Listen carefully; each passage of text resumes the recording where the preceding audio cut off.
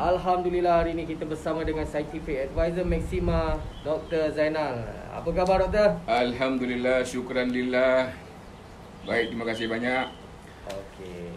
Assalamualaikum warahmatullahi wabarakatuh. Salam. A'udzubillahi minasyaitonirrajim. Bismillahirrahmanirrahim. Alhamdulillahirabbil alamin wassalatu wassalamu ala asyrafil anbiya'i wal mursalin wa ala alihi washabihi ajma'in. Subhanaka la ilma lana innaka antal alimul hakim. Rabbi shrah li sadri wa yassir li amri wa hlul 'uqdatam min lisani yafqahu qawli wa la haula wa la quwwata illa billahil aliyyil azim. Seperti biasa. Nah, ini bukan seperti biasa, ni luar biasa. Ini luar biasa. Luar biasa, luar kawasan, luar daerah. Kita ini merupakan satu CSR ataupun kita panggil corporate social responsibilities. Ini adalah social obligation daripada Maxima Resources Malaysia Sdn Bhd, yang mana kita mengambil kesempatan ini untuk menjelaskan sedikit sebanyak berkaitan dengan perkara yang sangat dibincangkan pada hari ini, sehingga orang lupa dah hal-hal yang lain. Ini berkaitan dengan satu kawan baik kita. Ini bukan kawan baik, ini kawan tak baik tau. Ini kawan baik. Ini memang satu benda yang kita anggap, nak kata bala pun tak bala juga ni, tapi dia mendidik manusia. Ya. Betul. So kehadiran virus ini merupakan memang satu ancaman yang paling besar terhadap kehidupan manusia. Jadi kita buat live hari ini, kita nak berkenalan lah dengan musuh kita ni. Ya, yang nama dia coronavirus. Nama dia pun sedap. Dia Corona. bin ke binti? Dia tak ada bin, dia tak ada binti. Itu yang tak dapat kita nak cari tu. Okey. So sebelum kita sambung, saya pakai baju Maxima. Okay. Nak sihat? Sihat, tanyalah saya. Okey, beres. Alright. So siapa dia coronavirus ni? Jadi yang saya nak jelaskan pertama sekali, yang kita nak tahu di sini, kita bukannya buat hearsay, kita bukannya nak menyampaikan maklumat mengikut sedap fikiran kita. Bukan, ini berpandukan kepada maklumat-maklumat yang kita terima, yang kita baca daripada banyak pihak, terutamanya daripada banyak universiti yang buat kajian, daripada beberapa orang saintis yang sekarang ini sedang memonopoli kajian ini secara berterusan. Dan pertama sekali yang kita nak kenal adalah coronavirus. Coronavirus ni dia bukan datang daripada Toyota Corona, bukan. Dan dia pun bukan seperti yang mana yang dibincangkan di US. Ada yang kata dia datang daripada Corona Beer. Minum Corona Beer dapat coronavirus. Itu pun bukan. Coronavirus ini dah ada semenjak daripada tahun 2003 lagi. Ini mula asalnya. Jadi bukan benda baru. Dia datang daripada SARS. Ingat SARS? Okay. Severe Acute Respiratory Syndrome pada tahun 2003. Kemudian itu dia menjelajah pula, dia break sekejap. Lepas tu pergi pula tahun 2013. Dalam 2012-2013 itu MERS, okay, MERS, the Middle East Respiratory Syndrome. Dan selepas itu, kali ini dia datang lagi dengan coronavirus dalam kelompok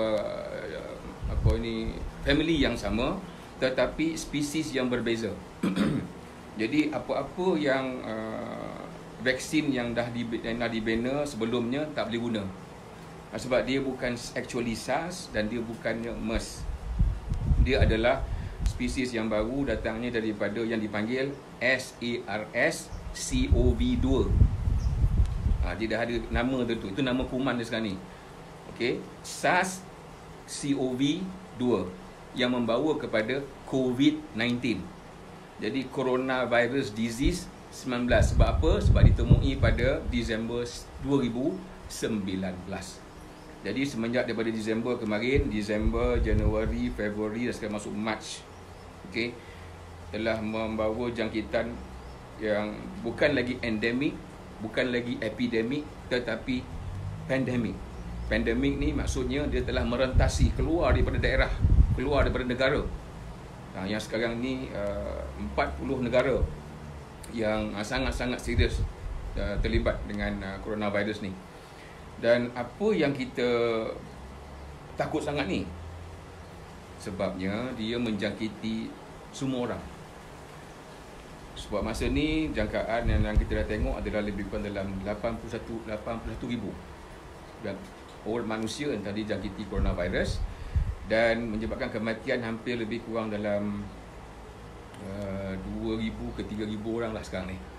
Malaysia dah 3. Jadi dan dia sentiasa mencipta angka yang menaik, bukan menurun. Jadi berbalik dengan nama dia corona tadi, kenapa dia disebutkan corona? Sebabnya apabila kita lihat dia dalam spektrum mikroskop, sebab dia tak boleh tengok dengan mikroskop yang biasa, dia cuma boleh ditengok under electrical punya mikroskop, yang nama dia electron mikroskop. Virus ni, dia bentuk dia macam mana? Dia bentuk dia ada spike. Pernah tengok mahkota tak? Mahkota, crown. Itulah asal dia. Corona tu datangnya daripada perkataan crown. Bila dia tengok bawah mikroskop, dia tajam-tajam. Macam crown. Tu datang dia perkataan corona tu. Ya. Dan kemudian tu dia ni pula ada 4 pangkat dia. Dia dah satu company, satu family yang besar, coronavirus. Kemudian tu dia ada rank dia. Dia ada alpha rank, dia ada beta rank, dia ada delta rank, dia ada gamma rank. Okay. So kebanyakan daripada yang ini hidup ni sebenarnya datang daripada haiwan sebenarnya. Dia the mode of reservoir ataupun tangki dia sebenarnya tak sangat tak jelas, tetapi dia boleh buat teori datang daripada binatang. Okay. Daripada binatang dia transfer pergi kepada binatang juga. Itu pertama je sekali. Level dia sebelum tu belum lagi pergi kepada manusia. Dia pergi antara binatang yang binatang dulu. Lepas tu dia mutate, dia tukar. So 2 spesies daripada 4 tadi, yang alpha, beta, delta, gamma tadi, delta dan gamma dia stay, dia pergi pada binatang. Dia tak pergi pada human. Tapi alpha dan beta dia boleh tukar dan berubah untuk masuk ke dalam manusia. Di sekarang ni kita berperang dengan 2 benda ni lah. Coronavirus satu hal, tetapi dia juga datang daripada 2 benda lain, yang satu alpha, satu beta. Jadi ini yang membuatkan saintis merasa macam alah, pening kepala nak memikirkan macam mana nak cari dia punya mapping of genome, nak dapatkan macam mana nak mengatasi dia, nak mencipta vaksin dia. Sangat sukar. Nak bina vaksin tu satu hal, sebab dia mengambil masa yang lama. Kemudian tu sekurang-kurangnya dalam 2 tahun baru boleh dapat vaksin. Okay. So this coronavirus hari inilah, ini yang menjadi masalah pada kita, yang dia kacau semua orang ni. Jadi itu sebagai mukadimah. Maknanya coronavirus ni datang daripada haiwan asal dia, bukan daripada manusia. Dan kes yang pertama berlaku adalah di Wuhan, di Hubei province di China, yang pada mulanya diistilahkan berlakunya ataupun terbitnya jangkitan yang pertamanya di kawasan open market, seafood market di Wuhan. Tapi selepas kerajaan China sendiri membuat kajian, dan dia mendapati bahawa besar kemungkinan dia bukan datang daripada orang yang close contact dengan haiwan tadi. Sebab kes yang pertama dilaporkan adalah datangnya daripada pesakit yang langsung tak terlibat dengan seafood yang terdapat di situ. So ini yang jadi komplek ni. Jadi daripada mana dia dapat benda tu? Padahal dalam Kementerian Kesihatan di sana mengistilahkan kemungkinan besar dia datang daripada open seafood market di Wuhan. Sebab di situ bukan hanya seafood, dia ada ular hidup, dia ada tenggiling hidup, dia ada anjing, ada beruk, ada krokodil, ada segala benda macam hidup dekat pasar di Wuhan tu, termasuk seafood. Jadi di situ mereka merasakan kemungkinan besar datangnya daripada siapa-siapa yang makan, yang consume binatang-binatang eksotik ni. Tetapi yang sebenarnya kes ni bermula daripada orang yang tak ada kena-mengena langsung dengan exotic food ni. Jadi ini merupakan satu masalah kepada saintis untuk memahami apakah sebenarnya coronavirus. Sampai ke hari ini pun, sampai saat ini pun, masa saya bercakap ni pun, bila saya buka kajian-kajian daripada beberapa buah universiti di China sendiri, di Germany, di Amerika sendiri, boleh dikatakan seluruh dunia masih tidak memahami apakah yang sebenarnya yang sedang berlaku dalam dunia ni ketika kita berhadapan dengan coronavirus. There is nobody can tell that I am so expert about coronavirus and I know everything about coronavirus. No, nobody knows. In fact, di kerajaan China sendiri pun kita bersyukurlah juga because saintis di sana telah pun mengeluarkan map genome, dia punya DNA sequencing of the virus, dan dia share kepada dunia supaya dapat membantu mereka untuk mencipta vaksin. Alright. So rasanya itu sebagai mukadimah berkaitan dengan corona ini, dan panas pula ya. Nak perlu sekejap. Okay, so jadi maklumat-maklumat ni kita dapat bukan daripada hearsay. Ini bukannya macam mana certain blogs ataupun apa yang dipaparkan dalam banyak WhatsApp group dan sebagainya. Jadi kita mengambil langkah ini untuk memberitahu dan memperbetulkan beberapa fakta supaya anda semua tidak terpesong ataupun tidak terpengaruh dengan apa-apa juga maklumat yang salah berkaitan dengan coronavirus. Memanglah dia very contagious, tapi walau apa pun kita mengambil pendekatan ini untuk memberikan sedikit tips dan pengetahuan supaya sebab nak mendapatkan maklumat-maklumat ini bukan datang dari satu sumber. Kita kena membaca dan mendalami dan dig banyak tempat untuk kita nak dapatkan maklumat ini, ya. Okey. So dalam pada yang sama, saya juga ada menerima beberapa soalan supaya untuk dijawab, dan saya cuba menjawab sebaik mungkin berdasarkan kepada fakta-fakta yang ada, right. Dan jadi di antaranya adalah berapa lama ya coronavirus mampu hidup di atas permukaan dan udara. Jadi buat masa ni kajian daripada Johns Hopkins University di US dan juga di beberapa buah universiti di China juga, mereka tidak dapat mengenal pasti dan memberitahu dan memaklumkan apakah berapa lama yang virus ini boleh hidup di permukaan. Sebabnya dia berbeza. Di China sendiri ada banyak zon, ada banyak daerah, ada banyak negeri, dan keadaan itu berubah-ubah sebab mengikut pada suhu. Okey. So ada yang mengatakan bermula daripada 2 jam. Okey. Kemudian tu ada yang mengatakan sehingga 2-3 hari. Ada yang mengatakan kajian di sebelah daerah lain pula, dia kata ada yang sampai seminggu. Ada pula di daerah lain tak mengatakan melebihi sampai ke 9 hari. Ada juga yang mengatakan sampai ke 15 hari. Jadi dia bergantung kepada keadaan suhu sebenarnya. Jadi tidak ada satu definitif ataupun kita nak katakan memang perfect. Di situlah letaknya, kalau dia keluar, dia akan berada di permukaan sekian lama di udara. Tapi yang boleh saya added value kan di sini daripada kajian sebuah universiti di Germany, ada kata apa? Apabila seseorang itu batuk atau bersin, dia akan mengeluarkan droplets. Ya, ini titik air. Titik air itu setiap kali kita batuk, dia akan mengeluarkan lebih kurang 3,000 droplets. 3,000 droplets ini, yang dia tak boleh faham adalah berapa juta pula virus dalam setiap droplets tu. Yang itu dia tak tahu. Okay. So 3,000 droplets ni masuk ke udara dan dia akan berterbangan selama lebih kurang, dia boleh droplets ini ataupun virus ni boleh bertahan dalam droplets tu lebih kurang dalam 3 jam.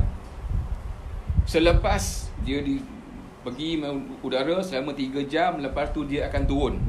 Dia akan mendap dan pergi kepada kawasan-kawasan atau hard surfaces. Inilah tempat kita ni lah, meja atau apa saja. Dia akan turun. Dia akan mengendap di situ. Okey. Dan di situ mengikut kepada yang ultimatum yang setakat ni yang dia bagi adalah 9 hari. Tetapi jika suhu tu lebih rendah, terutamanya kepada kawasan-kawasan yang suhunya lebih kurang dalam 8 darjah Celsius. Sejuk lah. Sejuk lah. Dia boleh bertahan sehingga 28 hari. Lama. Right. So ini yang merisaukan pihak saintis untuk menilai, sebab dia ni boleh berubah-ubah, dia boleh mutate, dia boleh bertukar. Di mana tempat dia duduk, dia akan bertukar dan dia akan cuba membiak mengikut pada keadaan tempat tu dengan cara lebih drastik. Jadi saintis menyifatkan bahawa coronavirus ni merupakan the deadly virus, a deadly monster. Monster ni maksudnya macam monster, jin lah, benda besar tapi dia kecil je. Virus. Dan virus ni pula very small. Dia lebih kecil daripada bakteria. Bakteria ukurannya lebih kurang 1 micron. Tetapi bakteria virus ini ukurannya lebih kurang dalam 0.05 hingga 0.2 micron. Sangat-sangat halus. Okay. So itu yang pertama. Jadi maknanya berapa lama dia boleh hidup, mampu di atas permukaan, itu di udara lebih kurang dalam 3 jam. Dia akan turun, dia akan banyak duduk. Sebab itu kita sekarang ni digalakkan supaya hand sanitize all the time. Kan? Usik, bersih. Usik tu, bersih. Ambil sudu, lepas tu lap kering. Ambil pinggan, lap bersih. Sanitize. So you must have sanitizer all the time. Kena pakai alkohol semestinya ke? Yes. Kena alcohol base. Antara 60 to 70%. Sabun tak boleh? Sabun tak mampu. Dia takkan mampu. Because memang pakai sabun-sabun biasa dia tak nak. Tak boleh. Dia senyum je. Macam shampoo lah. Yes. So kena pakai alcohol base. Alright. Boleh pakai Dettol, boleh pakai Clorox kat rumah pun boleh pakai. Tapi cairkan sikit. Ya. Okay. So tapi bagi orang alergi jangan pakai pula. Kan dia kata ni jangan macam pasal ni. Bukan macam tu. Alright. So itu yang pertama. Kemudian tu ada juga soalan yang bertanya kepada saya, bagaimana cara yang betul. Ini yang saya suka ni. Sensitif banget. Sensitif sangat, Dok. Minum sambil-sambil minum kopi petang-petang. La ilaha illallah. Jangan sentuh-sentuh saya jam. 1 meter, 1 meter. Jarak ni. 1 meter.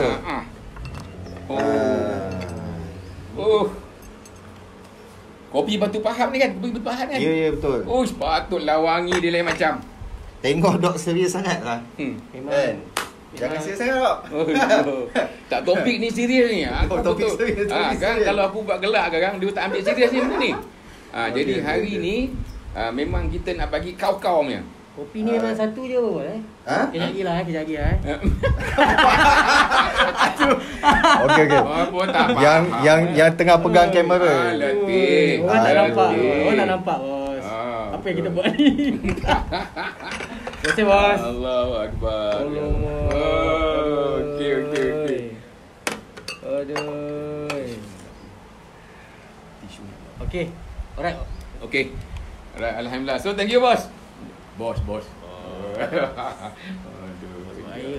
Baik siap.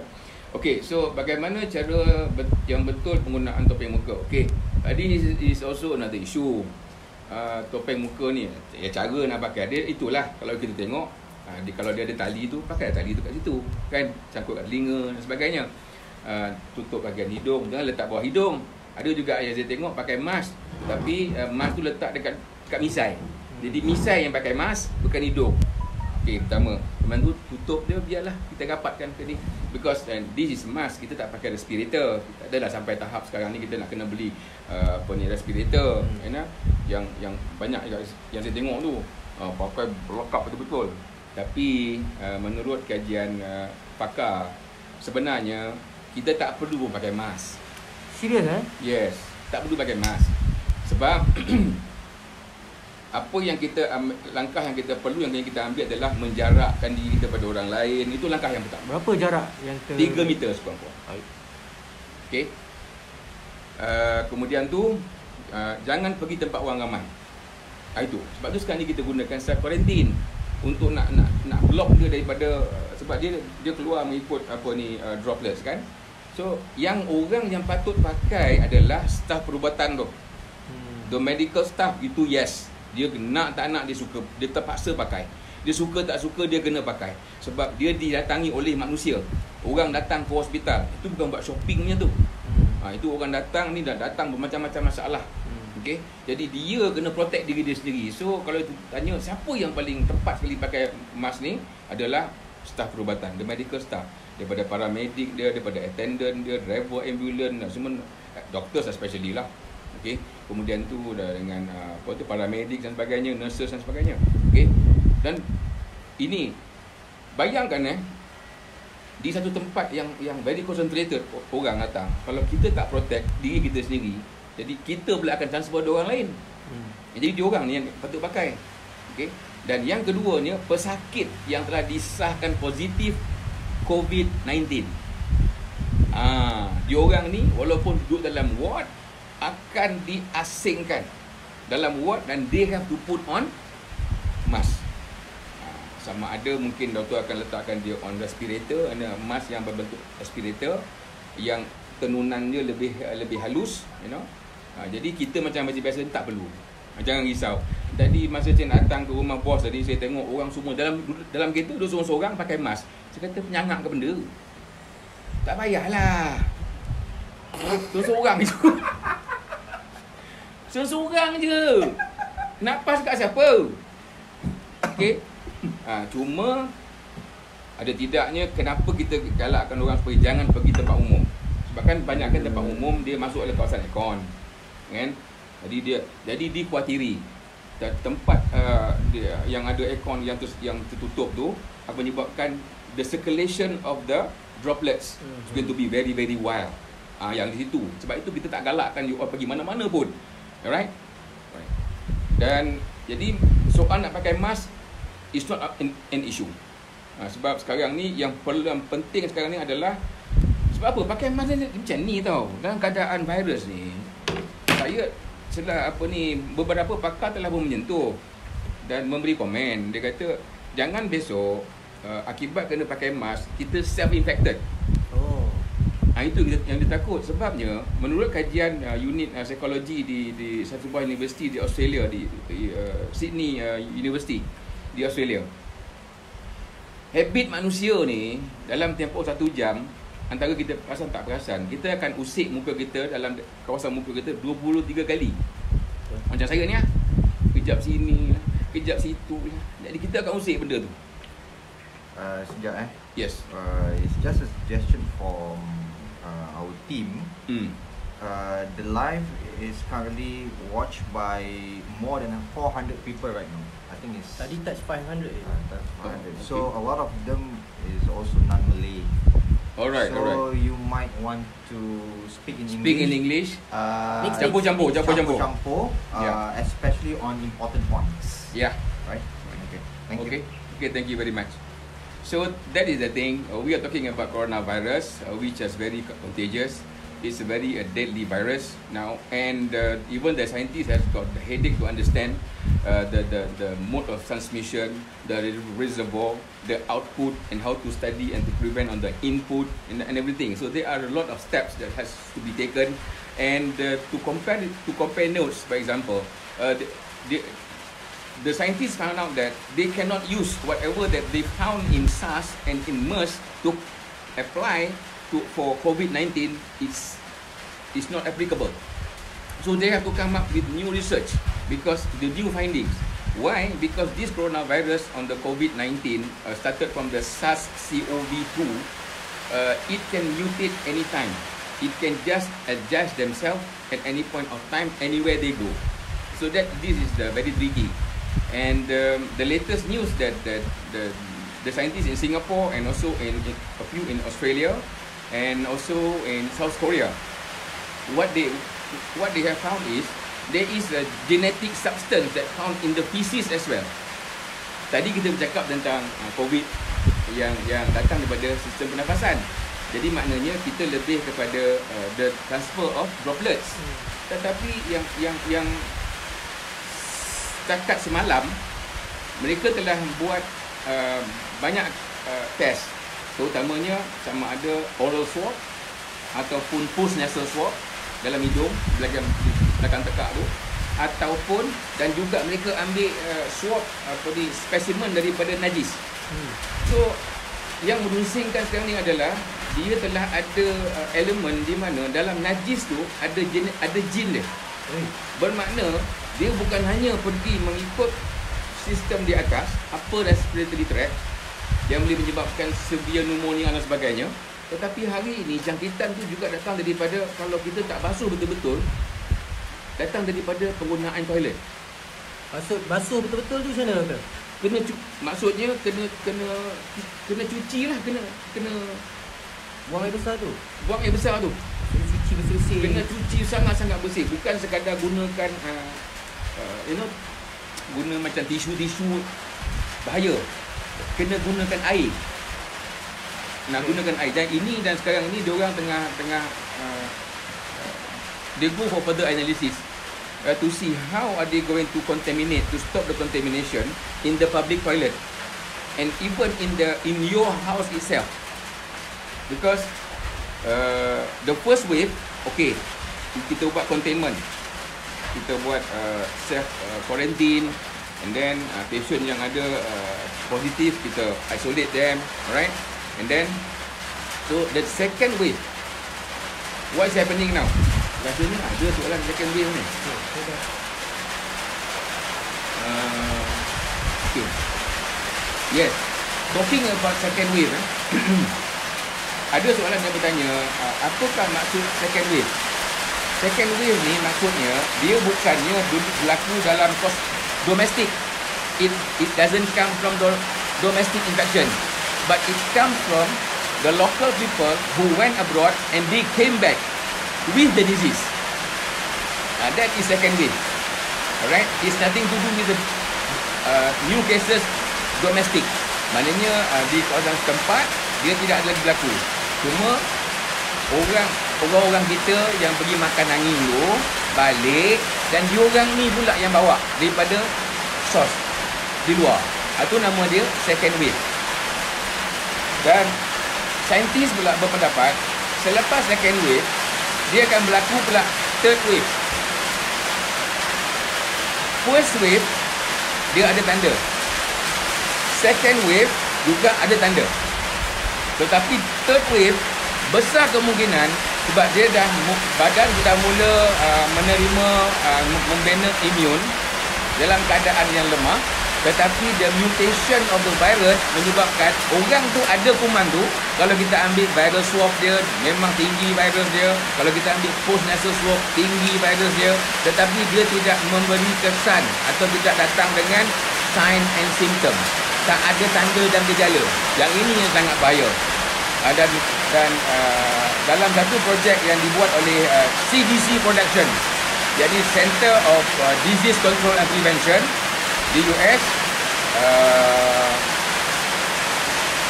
mereka berpendapat bahawa ini merupakan satu masalah yang sangat-sangat besar, yang mana jangkitan akan berlaku kepada bukan hanya sekadar 81,000, dia akan mencecah kepada 200 juta orang dalam tempoh yang selepas-lepas ini, dan boleh menyebabkan kematian mencecah sehingga 2 juta globally.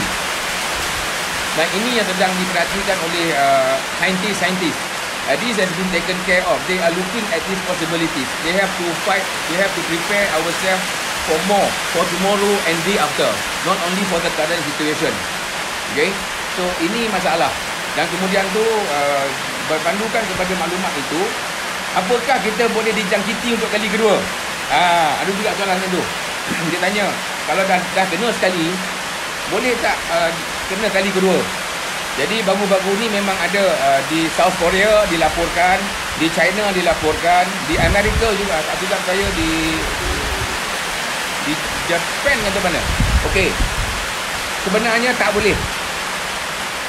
Tak boleh orang yang dah dijangkiti, bila dah dilepaskan daripada rawatan, dan bila tak ada kemungkinan dia akan dapat balik coronavirus, sebab badan macam mana pun dia akan membina imun dia. Dia dah get imun. Okay? Tetapi kenapa kes itu dilaporkan? Sebab itu adalah atas bersifat technicality. Kemungkinan besar pesakit itu telah didischargekan premature. Itu masalah teknikal. Maknanya dia sepatutnya masih belum boleh dilepaskan keluar, tetapi dia telah pun dilepaskan keluar. Dah di-discharge. Maknanya tahap discharge dia premature. Belum matang lagi. Okey. Alright. Itu yang pertama. Dan yang kedua, mungkin kerana tindak balas badan yang berbeza. Okey. Kemudian tu laporan yang mengatakan bahawa dia ada dikatakan positif, semuanya datang daripada sifat-sifat teknikal, bukan daripada badan sendiri. Sebab badan kita memang ada sistem yang daripada myeloid dan lymphoid. Ini topik yang sangat besar. Tapi whatever it is, let me tell you, our body is learning. Whatever goes inside, they learn how to prepare and to protect themselves. So once you are immune, meaning that masuk kuman tadi and you survive, meaning that your body has already membina immune dah. Dia dah lali dah dengan kuman tu. Jadi tak mungkin boleh dapat jangkitan dengan COVID yang sama. Tetapi kalau dia masuk COVID yang lain, dia akan dapat. Alright? So badan kita ni memang tentu. So apa-apa kuman dan sebagainya. Sebab itu kita ada sistem vaccination. Ya, sebab itu saintis sekarang ni bekerja keras untuk untuk cari penawar dia, vaksin. Nak masukkan vaksin tu ke dalam tubuh supaya tubuh kita membina antigen dan antibody. Okey? Itu. Jadi ada juga pendapat-pendapat yang di luar sana di kalangan profesional yang mengatakan, oh, why must we care about what is inside? What we want to protect now is all outside. Betul. Kalau boleh buat setakat ini, memang kita menggunakan kaedah penjagaan fizikal. Kita membina satu tembok pemisah antara virus dengan kita, menggunakan kaedah distancing, menggunakan kaedah quarantine, self quarantine. Sebab kita tak nak dia datang dekat kepada kita. Memang betul, kita kena elakkan daripada pergi ke tempat public, menghadiri ceramah ke apa kenduri dan sebagainya, public places, tengok wayang ke, nak pergi shopping dan sebagainya. That is one. Number two, you have to clean yourself. Sanitizer all the time. Basuh, usik saja bersih, usik saja bersih tangan macam tu. Okey. Kemudian tu kita juga tidak digalakkan untuk berinteraksi dengan especially orang yang dah sakit. Memang tak boleh langsung. Okey.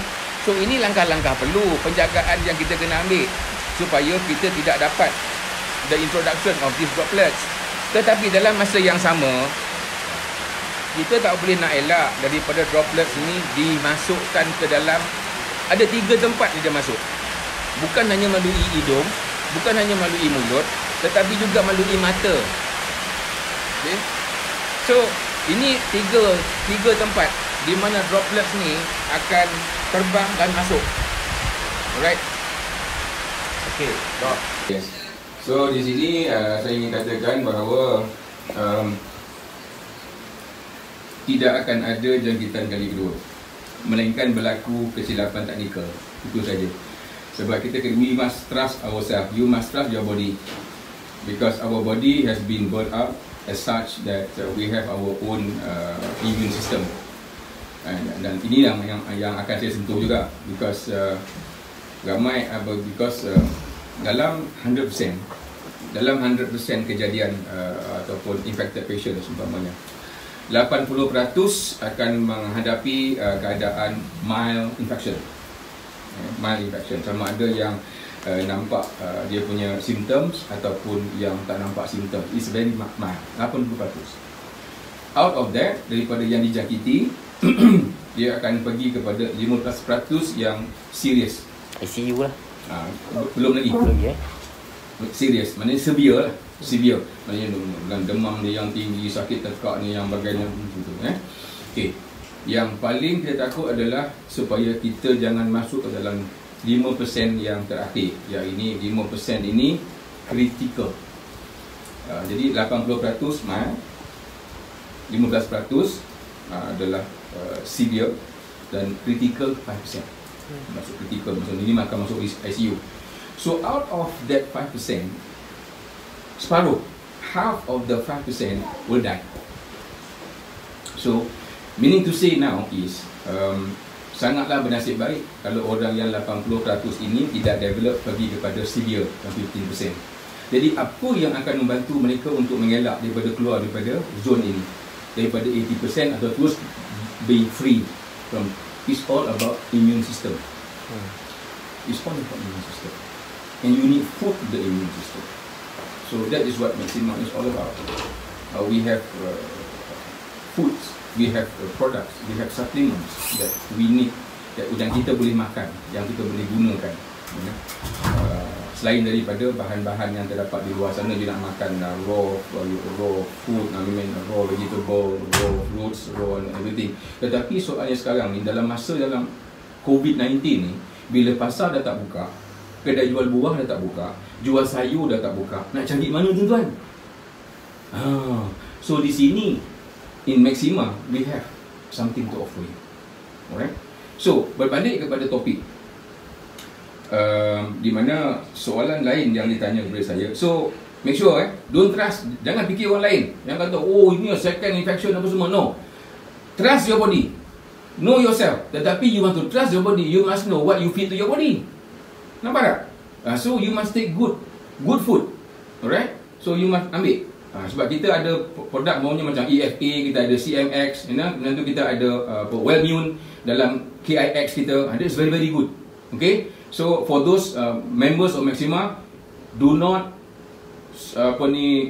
stop taking these products. Continuously take it. Alright? Hari ni kalau you tak makan nasi pun tak apalah. But not the supplements. It's very very important, because makanan untuk immune system adalah supplements, nutrition. And that was the latest edition from University of Newcastle on the 17th of March. Yang dia kata apa? On top of what we are taking care now, the physical barrier and so on, the most important that you have to consider, that orang tak usik pun, banyak orang yang tak bincang pun, adalah the inner part, the nutrition that you have to take to protect yourself. So be careful with that. But banyak orang yang cuba menolak nutrition actually, but that is not right. It's not very very right. Kita bukannya berhasrat untuk mengatakan bahawa ambil suplemen dalam Maxima dia akan bunuh virus. Tak. Bukannya tujuan nak bunuh dia, but to prevent, to protect your body cells from getting infected by this coronavirus. But if you have a strong immune system, then should be okay. InsyaAllah. Kalaupun kita get infected, let us be in the 80% zone. Kita positif COVID, tetapi jangan masuk the 15% and the 5%. So this is where we want to retain the nutrition. So kita nak makan benda yang elok-elok, right? So trust me on that, because kita punya product is all coming from strongly supported by clinical research. So don't worry. Bukanlah maknanya kita nak ambil gimmick, oh mentang-mentang sekarang ni coronavirus, doktor bercakap macam tu. No, we have been in the market for 6 years talking about this nutrition. Okay. So apakah selamat untuk menerima barang bungkusan dari tempat yang mempunyai kes? Very interesting soalan. Are you going to get infected if you receive parcels or any packages from outside or from these infected areas? So far, there is no reported cases. So meaning to say that the possibilities that you get infected from packages that came from the contagious site is not there. Jangan risau. Okay? Sebab dalam kajian yang saya sebutkan tadi, dia hanya boleh hidup di permukaan paling-paling pun dalam 1 hari sehingga 9 hari. Okay? Kalau datang pada jauh dengan handling dan sebagainya, and then perubahan cuaca and everything, so itu akan membawa kepada kemungkinan berlaku jangkitan itu sangat-sangat rendah. Dan kita pula telah mengambil langkah-langkah perlu. Paling-paling tidak pun kalau you rasakan seram sejuk pula nak ngusik barang datang daripada China, contoh. So apa you buat? You just ambil alkohol 70%, lap ajalah, disinfect. Okay? Lepas tu you buka dan you gunakanlah apa-apa. Alright? But at this moment tak ada satu kes pun yang diberitakan di seluruh dunia ada jangkitan yang menggunakan courier service ke atau apa, terima package daripada luar negara yang mempunyai kadar jangkitan yang tinggi. Walaupun orang yang handle tu sendiri bersin all the time. Bawa barang kita tu tadi, insyaAllah. Alright? So don't worry. Okay? Kemudian apakah perbezaan antara kuarantin dan isolasi? This is two benda yang lebih kurang sama tapi ayat yang berbeza. Dan kuarantin untuk orang yang macam kita, orang yang masih sihat, dan kita kuarantinkan diri kita untuk melihat sama ada kita dijangkiti ataupun tidak. Ini nama dia kuarantin. Maksudnya kita asingkan diri kita pada orang lain untuk melihat sama ada kita ni kena jangkit tidak kan. Okey. Tapi kalau isolation ni digunakan untuk orang yang dah positif COVID-19. Jadi orang ni memang kita isolatekan, kita asingkan di satu tempat dalam ward dan sebagainya supaya dia tidak menjangkiti orang lain. Itu nama dia isolation. Faham So quarantine untuk orang yang masih sihat, isolation untuk orang yang dah disahkan positif. Okey. Itu right. Kemudian apa pandangan doktor? Benarkah individu yang sedang dalam pengambilan ibuprofen, contoh ini memang ada isu baru ni daripada France, ubat untuk sakit keradangan bagi lelah, artritis dan lupus dan sebagainya, dan lebih terdedah atau menerima kesan COVID yang lebih buruk. Okey. So sekiranya benar, bagaimana produk-produk Maxima macam EFA dan beta-glucan dapat membantu mengatasinya? Okey, this is a good question also. So sebenarnya kenapa tak digalakkan untuk ambil anti-inflammatory? Pertamanya, ejen anti-inflammatory itu sendiri adalah sintetik. Okey. Dan dia masa dia dicipta, dia pun tak ambil kira sama ada masa tu dia boleh menangani virus ke dan sebagainya. Dia lebih concern kepada anti radang. Kumpulan-kumpulan, contohnya macam kumpulan-kumpulan steroid dan sebagainya. Tapi yang diceritakan di sini adalah ibuprofen. Ibuprofen dia anti-inflammatory drugs. Okey. Dia bukannya non-steroidal, tapi dia ni apa? Ibuprofen ni. Okay, it's what we call NSAID. Alright. So it's an anti-inflammatory drug. Bila kita kata anti-inflammatory drugs, dia akan bertindak suppress kepada immune system supaya immune system itu tidak lebih aktif untuk menyebabkan keradangan. Sedangkan kita perlukan immune system tu. Jadi dikhawatiri bahawa apabila setiap pengambilan orang yang mengambil ibuprofen tadi akan meletakkan status imun dia pada tahap yang rendah, dan ini menyebabkan coronavirus boleh bertindak dengan lebih cepat, and it is a very disaster. So yang ini ditemui di France, dan mereka mendapati bahawa anything to do with anti-inflammatory drugs stop except for paracetamol. Paracetamol is very recommended. Sebab tahap rawatan sekarang ni, the mode of treatment that we have is only to control the symptoms, is to control the what we call it, the pain and the fever, you know. So kita gunakan paracetamol. Itu dah the most yang paling selamat. So jadi bagaimana pula makanan kita, nutrition kita boleh membantu? It's all about immune system. Okay. Contohnya macam dalam EFA sendiri, that is the main core product that we have in Maxima. EFA mengandungi polysaccharide that is very good to activate the mobilization of NK cells and also other phagocytes, right? So dia membantu untuk merangsang supaya sel-sel natural killer yang boleh bertindak bukan hanya sebagai adaptive ataupun selektif immune, tapi juga sebagai innate, right? Akan membantu phagocytes yang lain untuk dia bertindak dengan lebih berkesan, lebih laju, ya, daripada biasa untuk menangani masalah ni. Maknanya dia akan mencari dengan lebih cepat untuk menemui apa-apa juga antigen yang ada dalam body. So dia akan activatekan kita punya sistem imun dengan lebih berkesan.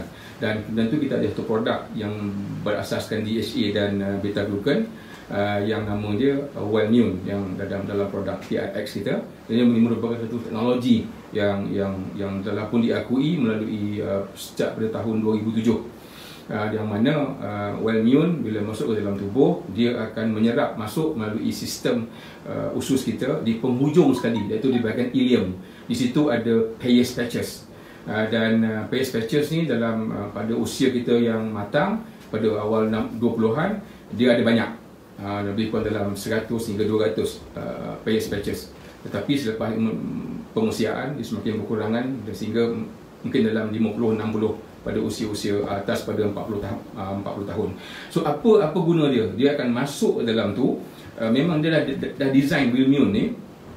Bila dia masuk ke dalam, sebab Wellmune ni dia akan mengaktifkan sistem imun, terutamanya neutrophil. Dan neutrophil ni merupakan nisbah yang paling besar dalam kumpulan phagocytes. Selain daripada neutrophil, kita ada eosinophil, kita ada basophil, kita ada dendritic cells, kita ada mast cells. These are all phagocytes. So bila dia masuk, dia akan mencari, dia akan berkawan dengan neutrophil. Once dia masuk dalam Peyer's patches, dia akan memecah, jadikan pada smaller fragments. Kemudian tu dia pergi kepada neutrophil. Dalam neutrophil akan copy, akan membina pula Wellmune yang lain, dan dia akan memecahkan lagi kepada lagi halus the fragments. Benda yang sama tapi pecahkan lagi, dia halus sendiri. Jadi maknanya makin banyak, lagi banyak neutrophil akan mendapat bekalan Wellmune dan akan membantu untuk menyerang akan buat marking kepada ejen-ejen luar ni supaya mudah dibunuh untuk dibina antibody. Cara dia macam tu. Alright. So it's all about antibody, immune system. Okay. Dan kebanyakan pada kita ni memang lemah pun. Maklumlah, kadang-kadang bila kita sebut pasal ambil suplemen, orang tak apa suka. Tapi kalau bagi free, orang nak. Pasal beli kan. Jadi tak apa. Tapi walau apa pun, we continuously educate the public the importance of taking supplements. You need those. Sebab suplemen kita ni dah memang ada teknologi dan ready made. Kita tak perlu nak menggunakan pencernaan, mengunyah, menelan, digestion dan sebagainya. This is people that doesn't understand. Orang tak faham kenapa kita galakkan ambil suplemen yang kita keluarkan. Bagus sangat ke? Maxima ni dengan produk-produk dia kata memang bagus.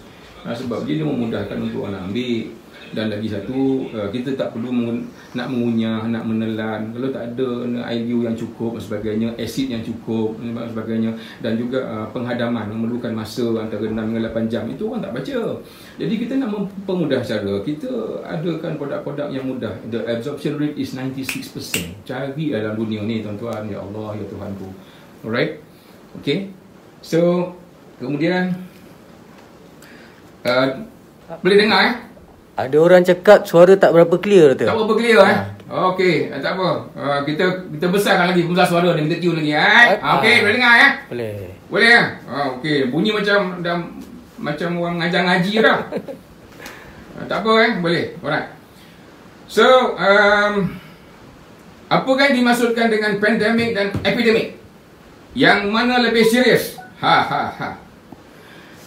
Epidemik, dia tak pergi mana-mana. Kalau dia duduk di KL, duduk di KL. Kalau duduk di Malaysia, dalam Malaysia saja. Itu epidemik. Tapi kalau pandemik, dia keluar. Dia pergi ke Singapura, dia pergi ke Indonesia, dia pergi. Ini yang berlaku sekarang ni, pandemik ni. Dia keluar, dia melantasi. Sebab macam itulah. Itu nama dia, istilah dia. Epidemik, dia setempat. Dia tak pergi mana-mana. Alright? Kalau di KL lah. Kalau di Al-Ustaz. Kalau di belum macam itulah. Jeniang. Di Jeniang.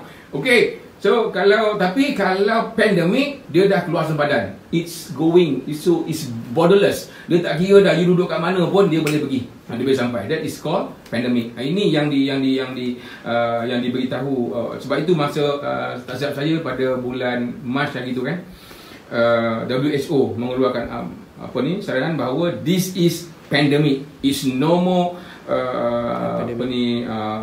public health emergency concentration, something like that lah, Tapi this is more on pandemic already. Sebab pada masa tu WHO mendapati bahawa penularannya coronavirus ni keluar, dianggarkan lebih kurang 1000 kali ganda kekuatan dia. Begitu.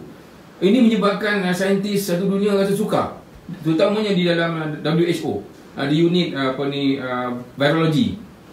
So, dan tiba-tiba pula daripada China, how many fold, berapa cepat dia replicate benda ni? 13 times. dalam tempoh yang sangat-sangat cepat, dia boleh menggandakan sehingga 13 kali ganda lebih daripada keadaan biasa. So ini menyebabkan kita terpaksa mengambil langkah-langkah perlu untuk lockdown, untuk kunci ourselves. Daripada orang luar tak boleh masuk, kita tak boleh keluar, kita di sini pun sama, jangan jumpa orang, jangan begitu begini. So kalau nak bercakap pun guna telefon saja. Faham tak? Cakaplah apa benda, provide video call ke. Kita ada teknologi. Macam sekarang ni kita live, tak pergi office, tak pergi HQ pun kita masih live. So kita kena gunakan teknologi ni sepenuhnya. Jadi ajarlah mak ayah kita tu, ya, supaya beritahu pada mak, saya tak boleh balik kampung lah mak, tapi kita live ajalah. Kita buat video call, ajarlah dia, kan? Macam tu kan. Jangan, because dalam kajian yang terkini ni, orang yang paling sangat-sangat kita nak jaga adalah orang yang berumur 80 tahun ke atas, antara range itu. Sebab itu ini merupakan antara orang-orang yang sangat-sangat boleh terdedah kerana immune sistem mereka sangat rendah. Okey. Dan juga apa tu, digalakkan kalau anda sayang mak ayah, jangan peluk dia. Itu. Sampai ke tahap macam tu. Bukan kata nak sayang, engkau tak peluk pun aku. Tak, bukan macam tu. Saya sayang mak. Gitu.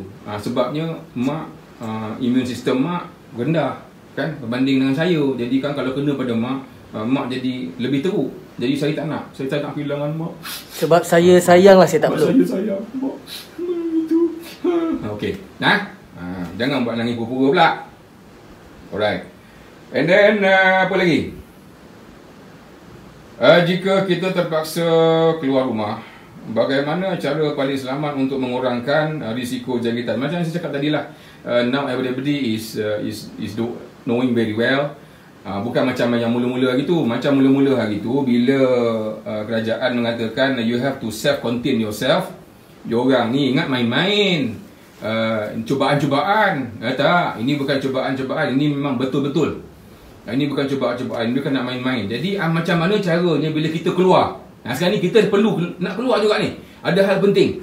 Pertama sekali adalah kita pastikan kita bawa hand sanitizer kita sendiri. Beli yang botol kecil ke apa ke, bring this hand sanitizer. Kemudian tu pastikan bahawa tempat, because sekarang ni kebanyakan tempat semua tutup dah. Tutup dah. Kedai makan tutup, kedai apa sebenika je ni yang grocery saja yang buka.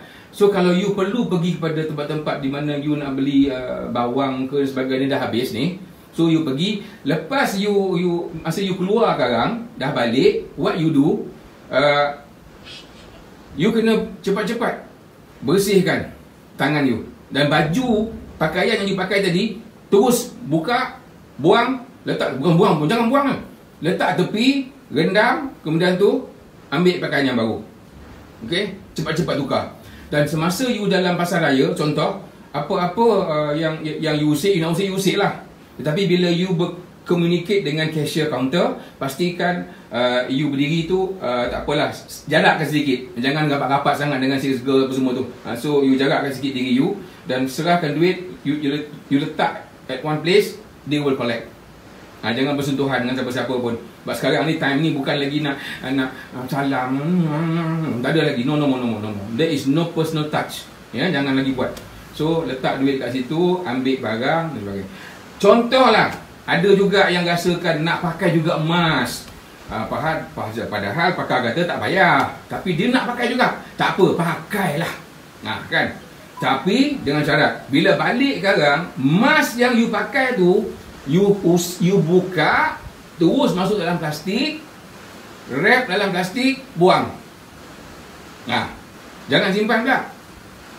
Ya, emas kalau dah pakai, keluar, nak pakai juga tadi kan, okey, tak apa. Dekat situ bersarang banyak dekat emas tu, macam-macam ada kat situ. Jadi jangan usik bahagian depan, usik bahagian tepi, tarik keluar. Okey, macam tu. Ambil plastik, masuk dalam plastik. Lepas tu wrap. Lepas wrap, buang.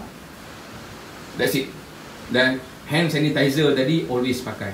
Kemana-mana pun sekarang ni you pergi, because benda ni dia akan turun daripada udara, landed pergi ke hard surface yang sampai ke 9 hari tu. Jadi Tak perlulah kita nak tahu ni yang ini 2 jam, ni 3 jam. Bukan. Anggaplah benda ni akan berada di situ di merata-rata keliling anda ni paling-paling tidaknya 9 hari. Bayangkan, memang lama lah. So you have to take a very serious precaution. Alright? So jangan takut spend duit. Buy your hand sanitizer yourself. Be everywhere. Mana you pergi pun. Jangan pula kadang-kadang saya tengok sengaja pergi tempat-tempat public, contoh, nak harapkan orang tu nak siapkan. No, you bring your own lah dalam poket. Lepas berurusan, because you akan pegang door knob, you akan pegang gelas, you akan pegang rak dan sebagainya. So di situ dia orang duduk. So kadang-kadang kan you pula korek telinga lah, korek mata, korek hidung lah, macam-macam hal. Kan? Jadi jangan buat macam tu. Jadi sebab itu saya pun tak galakkan you pakai mask. Sebab apa? Sebab kadang-kadang tangan itu you tak sedar. Okey, 2-3 kali 1 jam kadang you usik muka ni. Jadi you akan membawa kepada bukan orang lain yang transfer kat you. You self transmit the infection. Sebab itu pakar-pakar kata no. Okay. For the healthy ones, just distancing yourself. Protect yourself from getting in touch with other people. Alright? Okay. And then apa yang dimaksudkan ini pendedahan yang kedua tadi. So that is why actually it's not a domestic new cases, but it comes from imported cases. Alright? Kemudian tu bagaimana cara virus corona ini memberi kesan terhadap tubuh kanak-kanak dan dewasa dalam tempoh 14 hari. Okey, memang kajian-kajian ini yang sangat-sangat mengelirukan juga on the percentage. Jadi banyak dia memandukan kepada kajian-kajian dan data-data yang datang daripada China, sebab China yang mula-mula banyak hari tu. So didapati bahawa untuk kanak-kanak kesan dia sangat-sangat rendah berbanding dengan dewasa. Okey. Kes yang dilaporkan ada lebih kurang 6% yang kritikal di kalangan kanak-kanak yang dijangkiti. Dan daripada 6% tu, kematian baru ada seorang aja di China masa tu.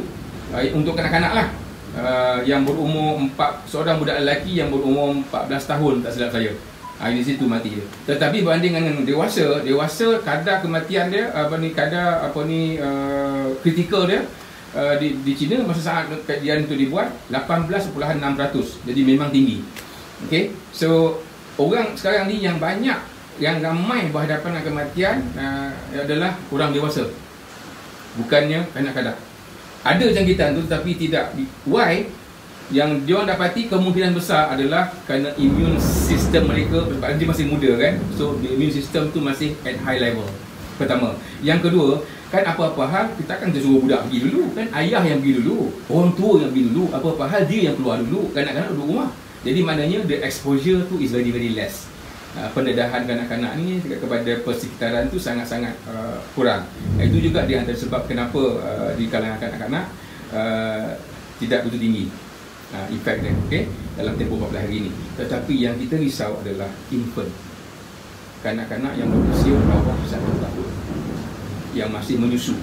Kerana coronavirus, susu ibu tidak boleh melindungi kanak-kanak infant ini, ada bayi baru lahir ini, daripada kuman coronavirus. Ini anda kena hati-hati. Jadi memang pakar-pakar sendiri pun telah pun highlightkan supaya please take care of this of your infants, so because they are going to get infected very much faster. Dan kalau kanak-kanak ini dapat, bayi ini dapat, they are going to go deep into critical and they will die. So very careful. Alright.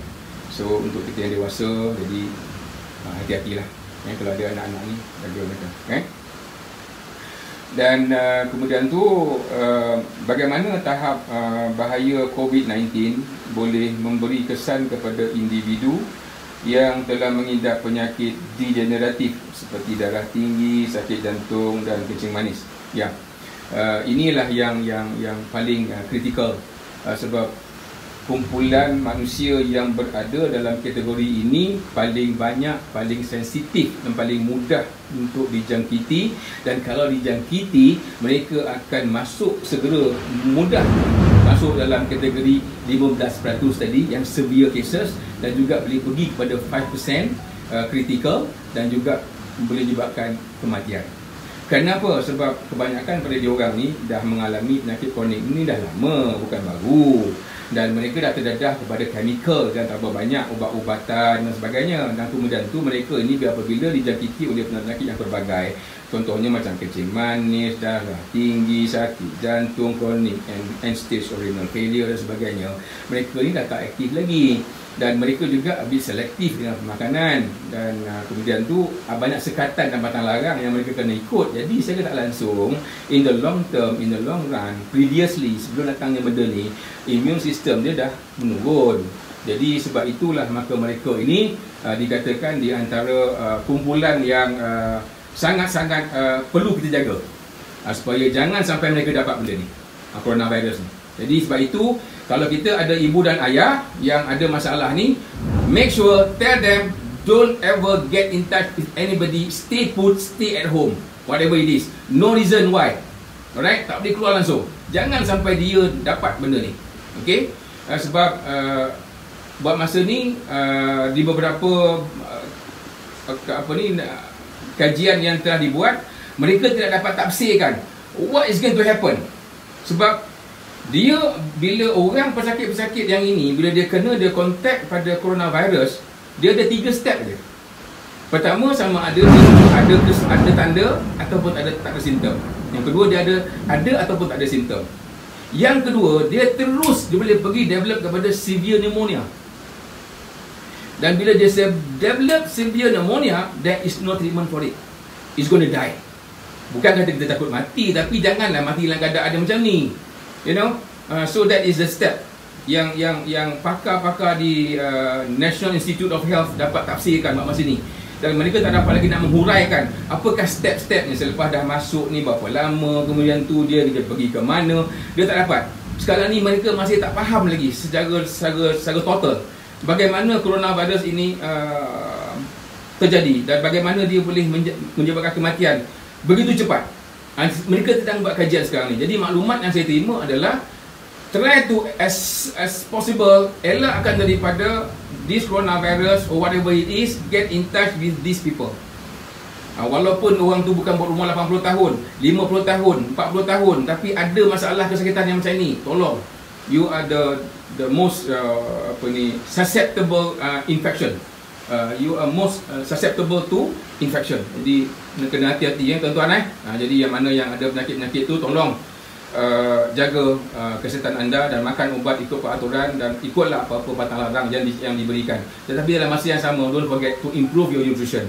Alright, improve your nutrition. Jadi pada kawan-kawan kita yang ada PFX ke, ada CMX ke, KIX, tell them, share with them.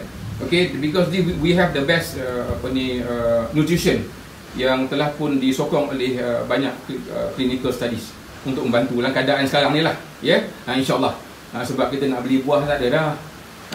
Kedai buah tutup kan. Nak cari sayur-sayur tak ada dah. Jadi apa makanan yang kita ada lagi, melainkan kita ada stock and pile of kita punya nutrition kita to offer. Alright. Okay. So ada apa soalan lagi? Kita ada soalan-soalan dari live. Doktor boleh tengok dan Sabing mana yang dah jawab, mana belum. Okay. Is the virus transmitted from animal or doesn't animals get the virus too? Okay. Memang dalam semua binatang, haiwan peliharaan kita, pet yang sebagainya, diorang ni memang ada virus. Memang ada virus. Tetapi they are not pathogen. Okay, so jangan risau. You ada bela burung ke, you ada bela rimau ke, you ada bela apa-apa pun, kucing especially, don't worry, they have the virus but they are not going to infect you. Alright. So because memang jenis yang ada kat diorang tu tidak akan menjadi patogenik kepada manusia. Alright. Okay. And then doesn't animals get the virus too? No. They have their own virus.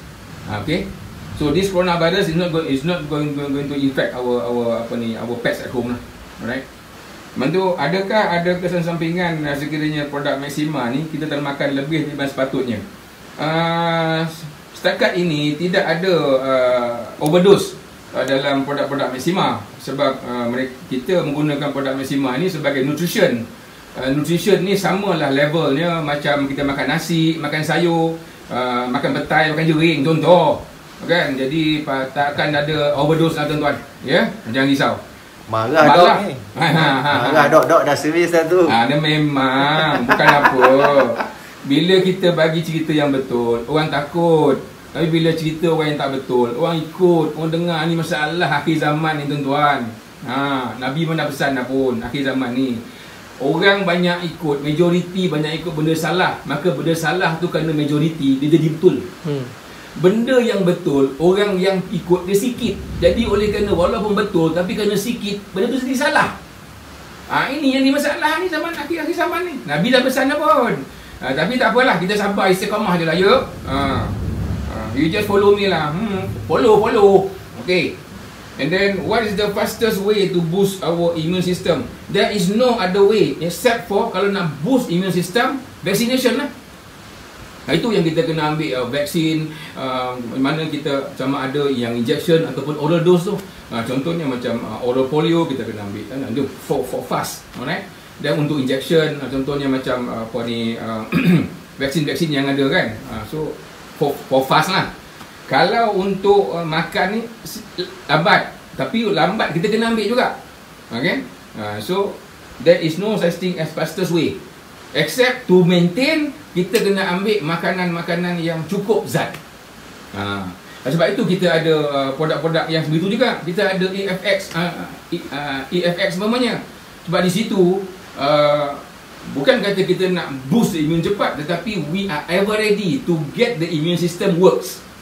Sebab immune system ni dia datang daripada kumpulan darah, sel darah putih, daripada kita punya bone marrow. Ini panjang cerita ni. Jadi panjang cerita tu. Jadi selalunya kita buat program-program setiap hari Jumaat di SQ, dan kadang-kadang kita buat talk di satu Malaysia. Saya pusing merayau nak cerita, bukan apa, bukan nak suruh beli, tapi setidak-tidaknya share, kita nak kongsi maklumat, memberi manfaat, knowledge. Kita sell knowledge, bukannya datang bayar pun, ya. So pada all the audiences yang mana yang maybe this is your first time knowing me, what you can do is just follow the track. Wherever, when I'm going anywhere yang kita ada presentation, please come over. Bukan kena bayar pun, dok, cuma je. Sekarang tengah cuti, jadi tak ada acara kat luar. Please follow our live. Ikut link ni. Especially my talk. Okay. Apakah perbezaan di antara flu, cold and COVID? Jauh beza. Flu ni dia biasa-biasa je. Dia cuma dapat ada sakit kepala, demam, batuk sikit-sikit, sesama, dia beringuih. Yang ini dia tak main hinguh-hinguh tuan-tuan. Dia main 3 je. Demam yang tinggi, batuk yang sehingga menyebabkan you feel the chest so compressed, batuk dia jadi compress macam tu. Dan lepas tu dia pergi kepada sakit tekak. Dan sakit tekak ni kalau dia akan terus, kalau kita tak kawal, dia akan, kuman tu akan turun dalam, pergi kepada paru-paru yang nama dia severe pneumonia. Dan peratus je pula kalau ikut kajian, ini kita cerita pasal mati je ni. Ini sekarang ni tak ada main-main ni, cerita pasal mati je. Kadar kematian dalam cold, flu yang biasa-biasa ni, satu dunia about 0.1%. To those are infected with flu, kadar kematian dia 0.1%. Tetapi sekarang ni COVID menjangkau kepada 4.4%. It's very very high. Compare 0.1 dengan 4.4%. Bayanglah. Dan mungkin akan more greater than that kalau kita tak kawal dia. So this is COVID. It's very very jangkitan yang sangat-sangat membunuh. It's very disastrous, you know? Okay. And then bagaimana kita harus membezakan di antara ketiga-tiganya? Tak ada, ini macam saya cakap tadi lah. Ini biasa-biasa aja. Maknanya kalau kita ambil antibiotik ataupun kita ambil ubat demam, dia akan cure. Dan dia tak perlu pun nak self quarantine 14 hari dan sebagainya. Tapi kalau COVID different. COVID bila sebab dia punya virus akan berlaku ketidaktentuan. Saintis sekarang ni sedang belajar bagaimana nak mengenali apa dia coronavirus. Sebab dia sangat-sangat berlainan. Sebab dia ada buat comparison of notes. Dia tengok, dia letakkan pada SARS dengan MERS dengan COVID sangat-sangat berbeza. Sebab itu vaksin daripada SARS pun tak boleh pakai, vaksin daripada MERS pun tak boleh pakai. So dia nak kena develop pula vaksin yang lain. Okay. And flu and cold ni dia tidak sampai ke tahap yang mana boleh terus develop kepada serious and critical, tak ada. Tapi kalau yang COVID, don't play around with it. Okay. So yang paling ketara adalah demam dia spiking. It's very spiking temperature. Kemudian tu dia akan ada cough yang berlarutan macam orang whooping cough tu. Kemudian tu datang dengan chest pain sekali, squeezing, very sakit, dan sore throat. Alright. Jadi yang macam sesama biasa ni tak ada sampai ke sakit sore throat. Alright. Okay. And then boleh tak basuh mask? Aduh, Belilah. Aduh. Boleh tak basuh mask dengan sabun? Mungkin mask yang dia cakap tu mask yang washable. No. Apa-apa mask pun lah. Terutama macam face mask sekarang ni, yang face mask tu sepatutnya yang seleloknya pakai yang surgical mask. Tapi payah yang dapat ada surgical mask tu. Semua orang pakai mask sekarang ni. Okay, then mana lo cuba basuh yang? Tak ada basuh lah. Ni disposable. Contoh basuh dengan sabun. Biar betul. Sabun klorok boleh ke? Klorok apa semua tak usah. Dah pakai buang. Sebab itu kalau nak beli sangat, you have to stock and pile your mask.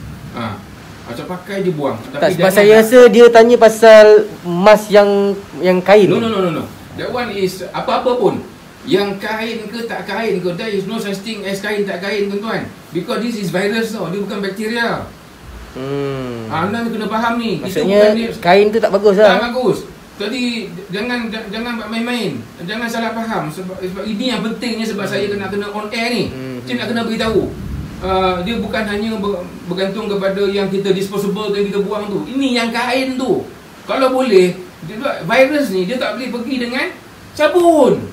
Tangan pun kita kena pakai sanitizer yang ada kandungan kebakatan 70%. Yes, alkohol dia 70%. Bayangkan. You know? So kalau boleh jangan pakai yang the woven one, yang kain. Kalau nak pakai sangat, pakai yang disposable ataupun pakai respirator tu. Yang standard grade dia N95 tak silap saya. N95 respirator tu. Contoh nak pakai sangat lah, tapi pakai, tengok ya, boleh tanyalah orang yang pakai mask ni. First of all, let me tell you, if you are not a positive case of COVID, tak payah pakailah mask. And that is one thing. You can free. Macam saya dengan sesuatu tak pakai. InsyaAllah tak saya pakai. Dengan Eddie pun tak pakai. Okay. Semua orang tak pakai dalam ni. Tak payah pakai. Ini pakar saya cakap, you are not advised. Orang yang nak pakai ni adalah orang yang dia dah memang positif. Tu mask. Orang yang dah memang positif nak orang ni droplet dia sangat bahaya. Tapi macam kita ni, insyaAllah saya tak payah pakai. Okay. Kalau nak pakai juga disposable. Yang dah ambil, buang, jangan pegang dengan ujung jari je. Masuk dalam plastik, buang. No such thing as reusable. Nak basuh, nak apa, tak usah tuan-tuan. Jangan ambil risiko. Sebab ini akan, anda tak dapat jangkitan daripada orang lain. Anda yang menjangkiti diri anda sendiri. Ini yang pakar cakap. Never do self-infliction. Don't do self-infection. Alright? Okay. So nak pakai sanitizer sebagai tak payah lah. Ya. Bantu cara nak sembuhkan orang yang dah kena virus. Hospital lah, hospital. Memang tak ada cara lain. Kita akan asingkan you. Ini nama dia isolation. Bukan lagi quarantine. We will pick you up. Once you are positive, that's it. Tapi ingat tuan-tuan, jika anda ditakdirkan ada COVID-19 dan jika itulah saat pertama dan saat terakhir bila anda nak melihat keluarga anda. You know that? Because if you are going positive with COVID, we will take you catch you, isolate you in a place where nobody can see you For what? for any reason. Kalau hidup, Selagi you hidup, selagi you tak disahkan bebas, anak bini you, saudara mara you, mak ayah you, adik-beradik you, cucu-cucu you tidak akan benarkan anda berjumpa dengan siapa-siapa pun. Bayangkan kalau ditakdirkan tuan-tuan, jika anda mati dalam tu, keluarga anda pun tak boleh bagi ciuman terakhir, tuan-tuan. Sebab pengurusan jenazah ke atas COVID-19 patient yang disahkan positif sama macam pengendalian pesakit HIV. We will kapankan you dengan kaedah yang sangat-sangat very protective. Tayammum mah. Yes. Pakai kaedah-kaedah ini dan sampailah ke kubur, tanam, you tak boleh tengok pun, you tak boleh datang pun, tuan-tuan. Jadi kena ambil, kena faham lah. that's how serious it is. So it's very serious. Ya. So saya harap tuan-tuan tidak jatuh dalam kategori saya pun sama ni, saya pun takut juga. Kan? Jadi harap-harap kita semua ni, kita mohon pada Allah semoga dipermudahkan, jangan sampai ada di antara kita mendapat COVID. Ya. Nama dia sedap, COVID. Jangan bagi nama anak pula ya. Besok nama COVID pula. Jangan David boleh. Jangan COVID tak usah bagi. Ya. Sifatnya menyerang tubuh melalui penyerapan kulit. Kata ada itu belum lagi kita cuma mengelakkan kulit tu supaya kita jangan sentuh mata, jangan sentuh hidung, jangan sentuh mulut. Mode of transmission of COVID is not from the skin. Kalau from the skin, tuan-tuan, ya Allah, habis dah kita semua ni kena COVID. It's not from the skin. Cuma kita gunakan tangan ni untuk sanitize. Why? Is because tangan ni yang korek hidung, tangan ni yang pergi masuk dalam mulut, tangan ni yang cuci mata. Faham tak? Jangan salah faham. Bukan melalui kulit. Belum lagi. Pakar-pakar tak ada lagi mengistilahkan bahawa jangkitan COVID melalui kulit. Parah kita, tuan-tuan. Ay, ya Allah. Ini bukan macam kulit buta. Ya. Sudutan pernafasan. Yes. Sudutan pernafasan tu betul. Maknanya kita sedut, dia masuk. Okey, melalui mulut kita sedut, masuk. Okey, kita beling-beling mata, dalam mata pun dia masuk. Nampak? Jadi ini 3 benda. Kena elak atau kena jaga betul-betul, ya. Atau air liur yang kita telan. Masya Allah, kalau masuk dengan air liur, tuan, memang kita tak menelan dah. Tak boleh. Jadi no, it's not from the skin. The content, the mode of infection is not from the saliva yang kita telan tu, no, but it's from the droplets yang kita cough out. That one is insyaAllah yes. Kemudian tu bukan melalui kulit. Ya. So 2 benda ni jangan salah faham. Ini sebab saya kena on air ni. Nak beritahu. Ini siapa punya kerja ni, telan air liur pun kena COVID ni. Oi, tak usah. Salah tu. Telan air liur ke? Telan air liur boleh menyebabkan kesakitan. Dia not from the saliva. Aduh, aku nak makan kek lepas ni lah. Kan tak boleh telan sekarang. Okay. Tak apa. It's good to ask. Kan? Bukan sorry pada yang bertanya. I like to joke lah you. Okay. And then, adakah selamat untuk beriadah di halaman rumah? Beriadah di halaman rumah, it's fine. It's okay. Rumah kita sendiri, kita beriadah. Okay. Dan satu yang saya nak kena ingatkan, dalam tempoh 2 minggu ni, kerana kita tak boleh nak keluar dan kita selalu beriadah. Memang kita kena beriadah, tuan-tuan. So nak jogging tak boleh, nak pergi gym tak boleh, nak pergi gelanggang silat pun tak boleh. Kalau pada dia silat-silat tu. So apa kita buat? Kita beriadah di keliling rumah ataupun dalam kawasan rumah. Tapi jangan bawa orang. Jangan pula selagi ada saudara mara, don't import them. No, export them out. Just kita anak beranak dia tinggal. So you boleh beriadah. Kan? So you do a light exercises lah. Kalau you ada contohnya macam ada abs bench tu je, you boleh buat abs bench, you boleh jogging, lagi-lagi anak dalam rumah, macam tu lah. Main kerja-kerja lah, suami isteri main nyorok, macam tu lah. Tu boleh lah. Seronok boleh. Even semalam saya ada buat satu video khusus untuk cucu saya. Sebab cucu saya beritahu kat dia orang, okay now because Atuk cannot go out, so Atuk have to do some exercise at home. Tapi Atuk tak pakai lagu putih, Atuk pakai lagu asli Melayu Deli. So Atuk buat lah ting. Nampak tak? Jadi kita boleh buat exercise kat rumah aja. Sambil duduk tu goyang-goyang kepala kan, buat kiri, buat kanan. Nampak kedai Melayu tu muzik dia kan lembut. Jadi memang okey lah untuk kita nak exercise dan sebagainya. Jangan risau lah. Asalkan keluar peluh lah. Asalkan keluar peluh. Buat peluh saya. Main joget tu, lagu Melayu Deli, tak try, tak cubalah. Okay, so jangan risau. Tak apalah, I cannot go to the gym lah dok. Alah, I tak boleh buat itu tadi. Alah, dalam rumah je boleh buat. And there's no reason why. Yang tak digalakkan sekarang ni pun kita tak digalakkan untuk exercise kat public betul Yes. Tak payah. Kita kena buat exercise.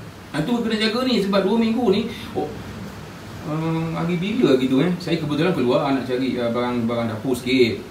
Kita beli tu tak banyak, tapi orang lain beli. La ilaha illallah. Macam kan pandemik ni tak boleh berhenti. Seolah-olah dia beli barang tu macam habis 31 bulan ni besok sambung lagi. Bayangkan macam ni dia beli barang. Alah, saya kata letih ada orang ni. Beli barang yang setakat cukup je lah. Kalau boleh kita sekarang ni, contoh macam kita buat live ni, tujuan ni bukan apa. Our CSR, our community social responsibilities yang kita buat sekarang ni, nak salurkan maklumat ni supaya apa? Saya nak kita sama-sama bekerja sama dengan bersungguh-sungguh. Kita kawal, kita bina benteng ni. Jangan go out for whatever reason. Jangan pergi kenduri, jangan pergi makan itu, jangan pergi bawa ini, jangan pergi luar. Kontrol. Sebab kalau boleh, kita nak bagi cepat, bagi urusan kerajaan, permudahkan. Dan especially tengok doktor-doktor yang dengan medical team, saya ni mujur dah pencen. Kalau saya terlibat dah pula dengan medical team ni, kalau cover ni, ya Allah tuan-tuan, kesian. Dia bukan pakai macam ni. Masuk dalam tu, dia pakaian yang dia pakai tu berlapis-lapis tuan-tuan. Duduk dalam kawasan aircon, tapi rasa kat dalam ni macam oven. Dah pakai 1 lapis, pakai 2 lapis, pakai 3 lapis. Lepas tu pakai lagi hand glove. Lepas tu pakai sanitizer. Lepas ataupun pakai glove. Lepas tu pakai lagi face mask. Tutup pula kepala. Bayangkan macam orang bulan. Tapi pun ada yang kena. Nampak tak? Pasal dia berkawan dengan orang yang ada jangkitan tu. Orang yang memang high possibilities of having the infection. Sebab itu orang yang sangat-sangat kena protect is these people. Front line. Nampak tak? Tapi macam kita-kita ni cukup sekadar. Jadi inilah tujuannya Maxima Resources Malaysia Sdn Bhd buat acara on air ni bukan apa untuk meningkatkan kesedaran sebenarnya. Untuk awareness. Sebab ini bukan main-main tuan-tuan. Ya, bukan tujuannya kita nak main sonok-sonok, nak menjual dan sebagainya. No, actually apa yang saya nak adalah tuan-tuan kena fikirkan sendiri. Kerana kesihatan kita adalah tanggungjawab kita. Ini yang sebelum ni kita tak pernah buat. We never do this before. But I take this opportunity, I'm stressing to you that you people must help the government, help yourself, help your family, help your whoever, so that kita boleh keluar daripada keadaan ini, supaya kita balik kepada keadaan yang seperti biasa. Seronok ke duduk dalam keadaan macam ni? Tak seronok tuan-tuan. Kan? Orang yang kerja gaji hari tak boleh nak kerja, nak makan apa? Kena fikir macam tu. Jadi ini tanggungjawab sosial. Saya ada beritahu pada wife saya kata you go and post in your FB, beritahu kat diorang, kata berikan kerjasama, minta kawan-kawan you dan siapa-siapa juga komuniti di luar sana beri kerjasama 200%, not 100%, 200%. Why? Supaya kita boleh sama-sama keluar daripada kesusahan yang kita alami sekarang ni. So help the government. Hanya kita saja yang boleh bantu.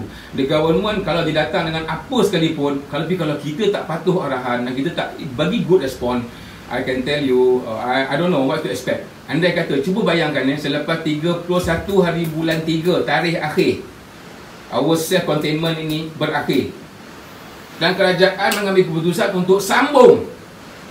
I don't know what's going to happen. Jangan. I don't know what's going to happen. Our economy going to be very, very turmoil. Downturn yang sangat-sangat teruk. Dah, nampak macam mana? Because kerana kedegilan kita. Jadi kalau boleh tolonglah, janganlah degil-degil, janganlah sombong-sombong sangat nak ego kononnya. I pergi. Ada tadi siang tadi saya ada tengok dalam FB. Siap tunjuk, kita makan duri. Dah kena tangkap lah orang tu. Ini semua kerja bangang tuan. Betul. Bukan saya nak marah, bukan nak apa, tapi as a medical professional, let me tell you, don't play. Tu doctors, nurses, paramedics, hospital tu, diorang they risk their life for you. So why can't you risk your life for them?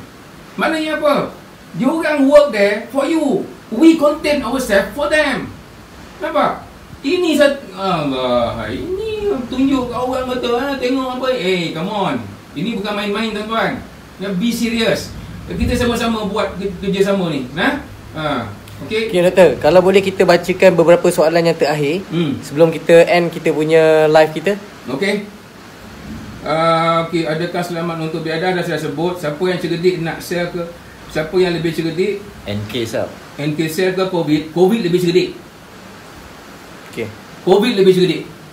Tetapi kita need the NK cells. Sebab itu kita kena ambil nutrition yang betul untuk instigate, untuk mobilize NK cells. Because the latest finding setakat 17 hari bulan Mac, satu kajian daripada universiti di Germany, mereka mendapati bahawa ada kemungkinan NK cell tak boleh baca COVID. Dia berselisih. NK cell lalu sebelah COVID menyamar jadi orang lain.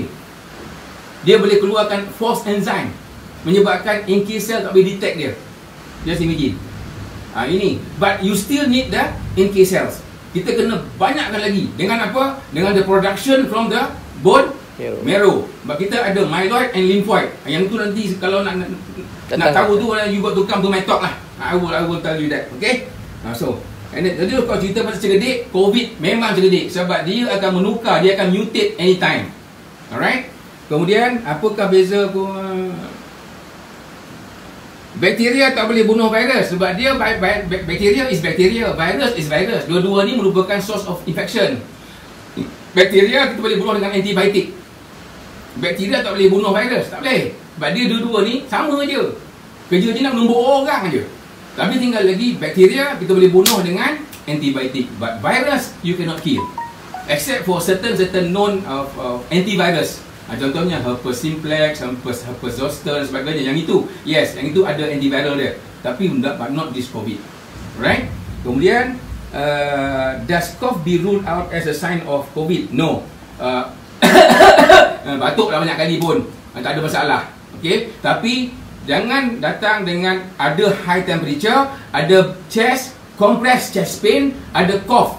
That is different. And then you have to go to your nearest clinic and go to your personal doctors and tell them, maybe if you memenuhi kriteria, then they will put you on test, on the blood test. Alright? Okay. Untuk mampukah sel darah putih kita membunuh? No. It's just dia boleh membantu supaya tidak mendatangkan komplikasi yang lain. Tapi untuk bunuh COVID, at this moment, cannot. So kita lebih banyak menggunakan kaedah pencegahan, distancing. Sebab kalau boleh, jangan sampai dia entry, masuk ke dalam. Tapi kalau dah masuk, memang kita perlukan kita punya sel darah putih. Tapi sel darah putih kita tak boleh nak bunuh dia. Tetapi kalau sel darah putih kita banyak, dia akan menyebabkan jumlah dia sedikit, somehow dia akan berperanan jugalah. Okay? Dan sebab itu ada kes-kes yang saya katakan tadi, 80% mild cases tu. Jadi in the long term, body akan membina immune. So selepas ni kalau dia masuk kali kedua, anak ayam lah, memang kena berdasar. But not on the first time. Okay? But you need your self defense. You punya phagocytes kena tinggi, banyak kan? Okay? Kemudian kalau kena COVID, berapa banyak kena makan siam bag. Kena COVID, Kalau kena COVID, memang tak ada CMX dah. Masuk ward. Jangan sekali-kali dan you pun tak tahu you kena COVID ke tidak. Kan? For prevention. Yes. So dah kena COVID, dekat hospital dia tak bagi CMX dah. Tu kena faham tu. Oh Allah, dah kacau bila nak lah ni. Kena COVID, you will be isolated. Bukan lagi quarantine, isolated. Dan ingat, jangan contract with one, because if you get this COVID, that is going to be the first and the last time you see your loved ones. Okay? Okay, right. Leave it to the doctors. They're going to treat you. Betul ke orang yang darah AB yang Darah A. darah A? No. Actually, it is not not certified by any of the because dia tak kira you darah O ke, you darah A ke, B ke, AB ke, dia tak kira macam tu. Alright? So don't worry. Ini semua banyak tu bomo kat luar ni lah yang post-post ni. Aduh, hai. Memang tu apa beza sel COVID dengan sel kanser? Sel COVID datang daripada virus bang. Datang daripada virus yang nama dia SARS-CoV-2 yang membawa kepada COVID-19. Sel kanser datang daripada proliferation of unstable growth of cells. Itu yang ada jangkitan ke atas sel yang nama dia cancerous. Cancer. Dia membunuh dalam jangka tempoh yang panjang. Not immediate. COVID immediate. Itu bahaya dia. Alright? Dan sumber datang daripada virus. Okay? Ingat ya? Virus. Okay? Kemudian apakah maksud casual contact dengan close contact? Okay, casual contact ni macam ni lah kita dengan sahabat-sahabat kita ni is a casual contact lah. Yang katakan close contact ni kita get in touch. Close contact, that is get in touch. Kita berpegang-pegangan apa semua. Yang tu yang tak boleh. Casual contact is okay. Kita telefon, hello yang abang kat sini. Tu casual contact lah.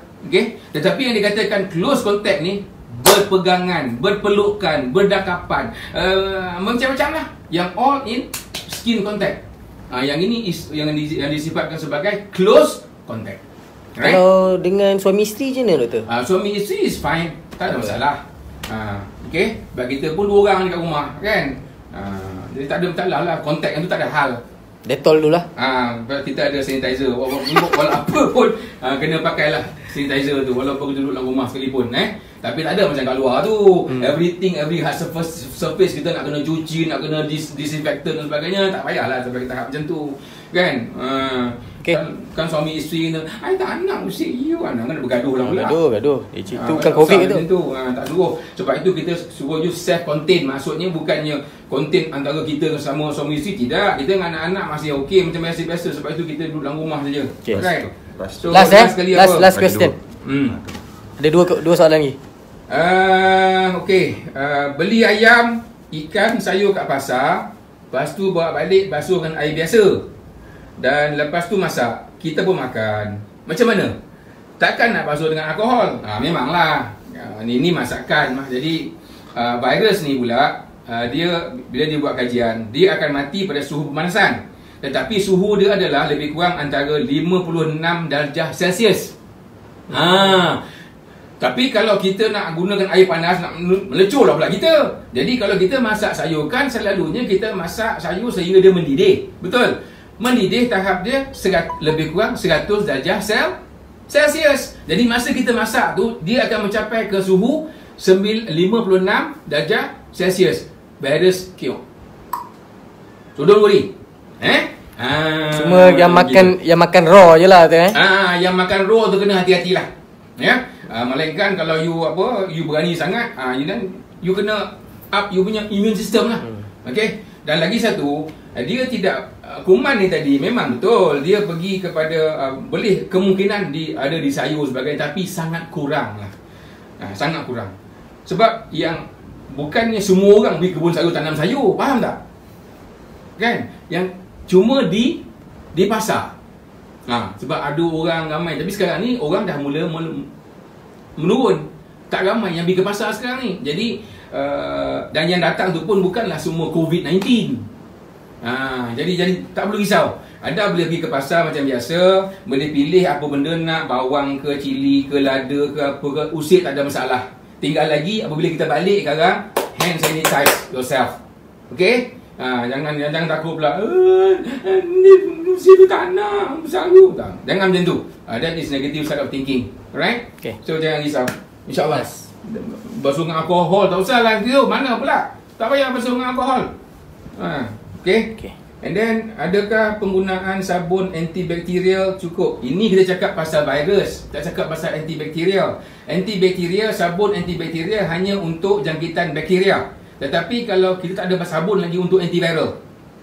Okay? So meaning to say that if you use this antibacterial soap, it doesn't helps to remove this virus.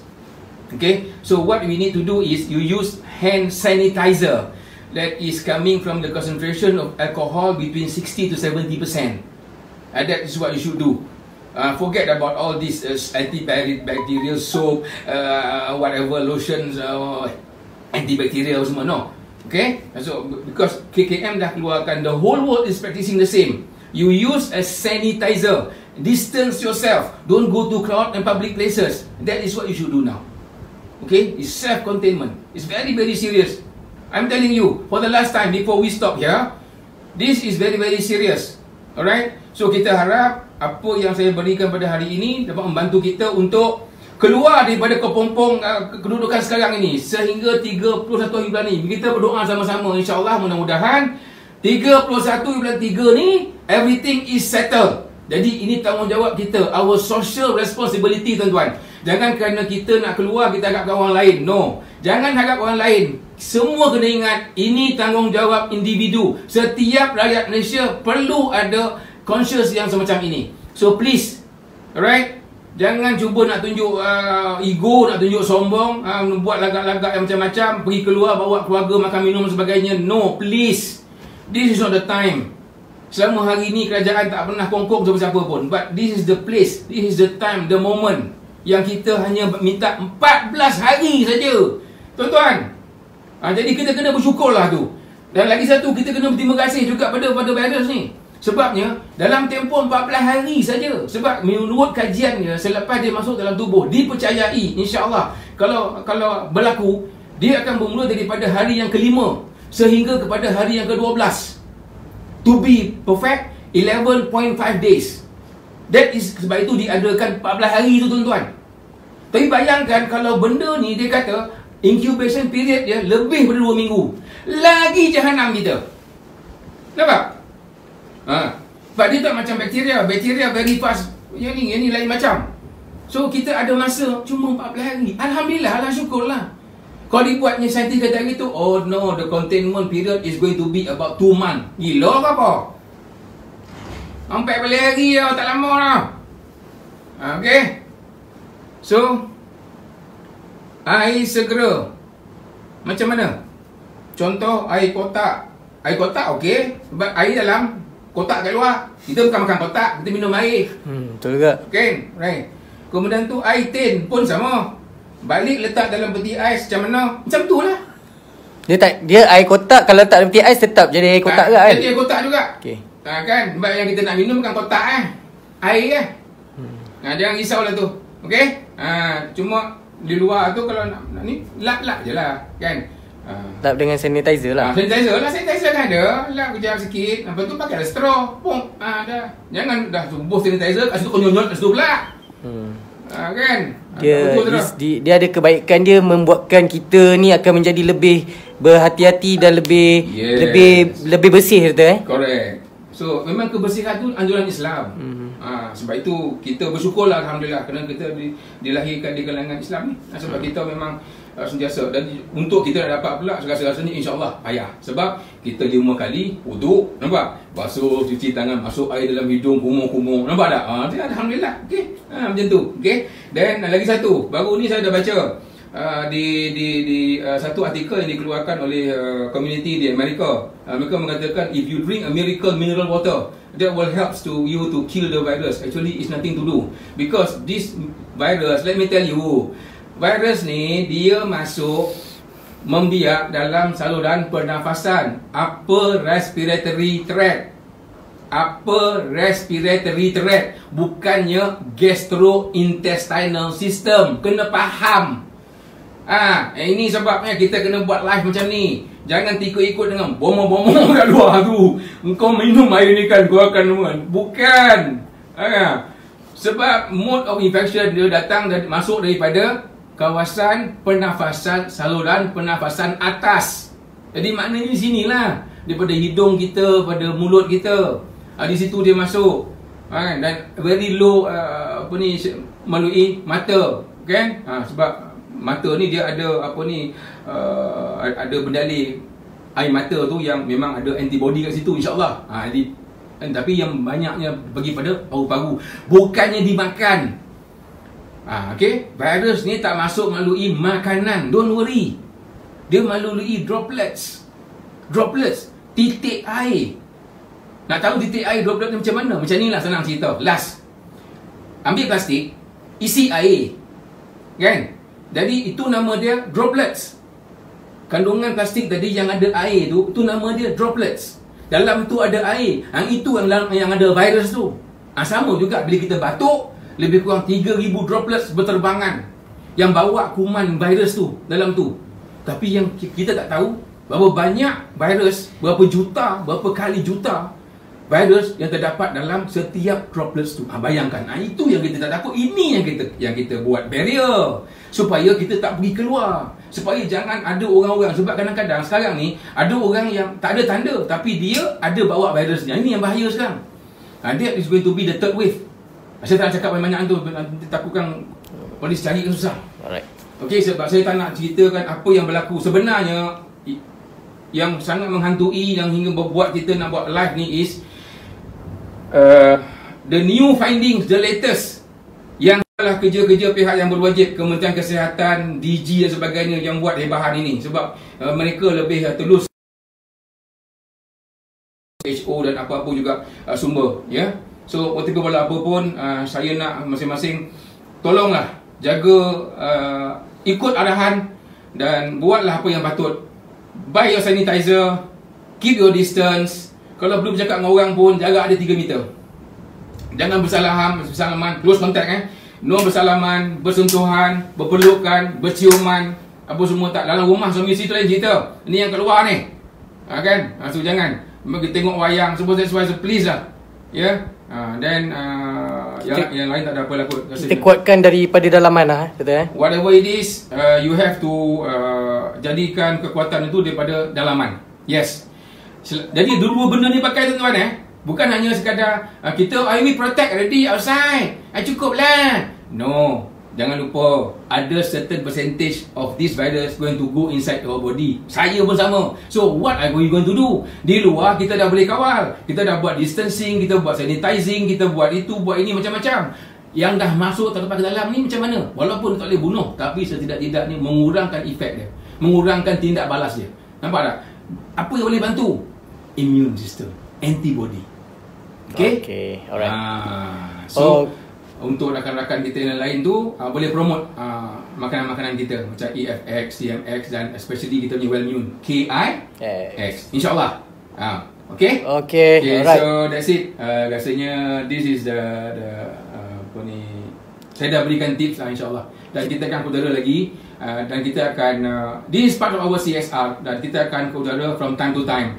Sebab akan ada lagi banyak maklumat terpenting dan terbaru untuk kita kongsikan bersama-sama untuk faedah kita bersama. Yang pentingnya, anda kena ingat, kesihatan kita, tanggungjawab kita. Alright? So, jumpa lagi. Assalamualaikum warahmatullahi wabarakatuh. Okay, alright. Thank you very much kepada scientific advisor kita Dr. Zainal, dan juga kepada kita punya tuan rumah kita, bos. Okay. Okay. Mungkin kita nak dengar bos sepatah dua kata, bos. Hai, jadi kita berterima kasih kepada Dr. Zainal, di atas penerangan yang cukup jelas dan panjang lebar.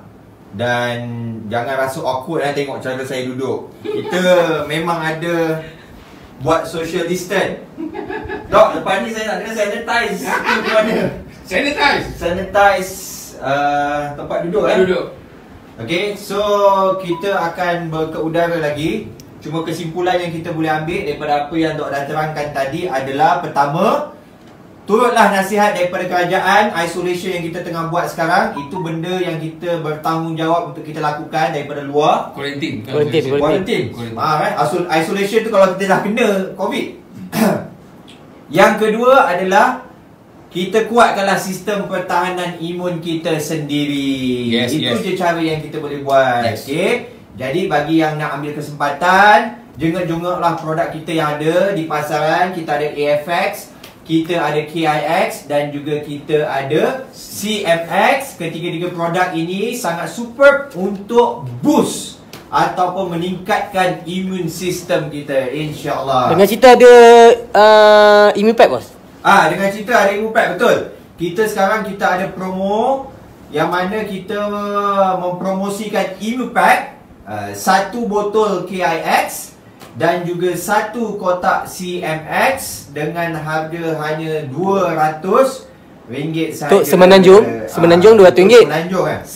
Sabah Sarawak RM205. Sabah Sarawak RM205. Dan Imu Pack ni sebenarnya adalah pack percubaan, terutamanya bagi mereka yang belum pernah lagi menggunakan produk daripada Maxima Nutrition. Baru sekarang kenal dengan Maxima, boleh mencuba. Mungkin kalau ambil 1 minit sahaja. Apa yang produk kita buat? Yang pertama, produk kita membekalkan nutrisi yang lengkap untuk mengoptimumkan sistem pertahanan badan ataupun imunisasi kita. Yang kedua, produk kita mengandungi oligosaccharide, makanan yang baik makanan untuk bakteria baik dalam perut kita, yang secara langsung dan tidak langsung menguatkan lagi imun sistem ketiga kita ni. Yang ketiga ada L-carnitine ligand yang mengeluarkan stem cell yang menukarkan stem cell ini kepada sel darah putih, iaitu sistem pertahanan badan kita. Kesimpulannya, untuk bahasa pasar yang mudah, dia meningkatkan imun sistem badan kita. Jadi cuba-cubalah. Bagi yang nak mencuba, boleh layari kita punya social media. Ada kontak master stokis kita dan ada kontak pengedar-pengedar kita yang lain. Boleh dapatkan daripada pengedar kita, insya-Allah. Kalau tak berada dalam kontak langsung pun boleh menggunakan post atau boleh menggunakan delivery system yang ditawarkan oleh pengedar-pengedar kita. InsyaAllah. Jadi kita live akan datang. Tunggu saja maklumat yang akan datang. Kita akan live lagi, insyaAllah. Dengan topik yang berbeza. Dengan topik-topik yang berbeza, dengan maklumat-maklumat yang terkini. Alright. Okay. Alright. So sekian saja daripada kami. Alright, untuk anda semua, Doktor. Oh yes. Alright, Okay. thank you very much everyone. Jumpa untuk anda pada hari, maybe hari Selasa, insyaAllah. InsyaAllah. Apa-apa pun kita akan keep update. Okay. So please like Facebook Maxima Official. Alright. Alright. See you when I see you. Yes, I see you. I follow.